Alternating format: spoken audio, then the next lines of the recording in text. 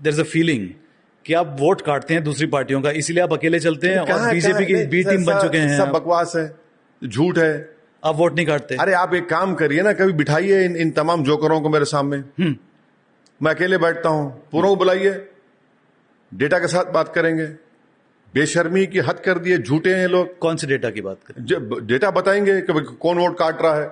देखिए एक बात सुनिए, बीजेपी अगर सत्ता में आ रही है तो मेरी वजह से नहीं आ रही है। बीजेपी सत्ता में इसलिए आ रही है क्योंकि अपोजिशन नाकाम है। बीजेपी सत्ता में इसलिए आ रही है क्योंकि बीजेपी ने हिंदू वोट को तकरीबन कंसोलिडेट कर चुके 50% तक। उसकी जिम्मेदारी मुझ पे कैसे आयद होती है बताइए?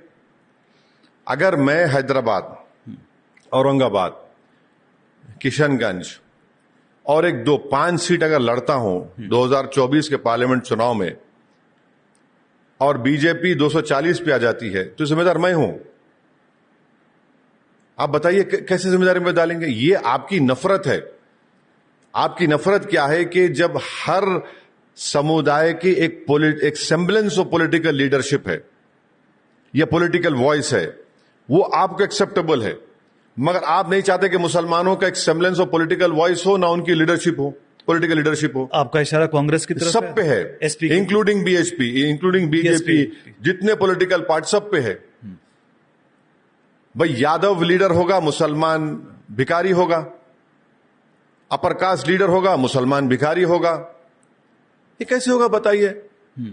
भाई जो ख्वाब हमारे फाउंडिंग फादर्स ने देखा था कि भारत की जमहूरियत एक पार्टिसिपेटिव फॉर्म ऑफ डेमोक्रेसी होगी, तो कहां है पार्टिसिपेशन मुसलमानों का बताइए?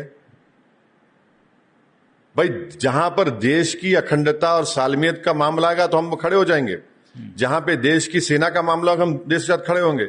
मगर जब हमारे घर के अंदर जो हालात हो रहे हैं उसमें तो मुझे बोलना पड़ेगा ना। आज भारत की पार्लियामेंट में ओबीसी और अपर कास्ट का पॉलिटिकल रिप्रेजेंटेशन बराबर हो चुका है। फिर इस देश की सबसे बड़ी अल्पसंख्यक समाज का रिप्रेजेंटेशन सिर्फ 4% पे क्यों रुका हुआ है?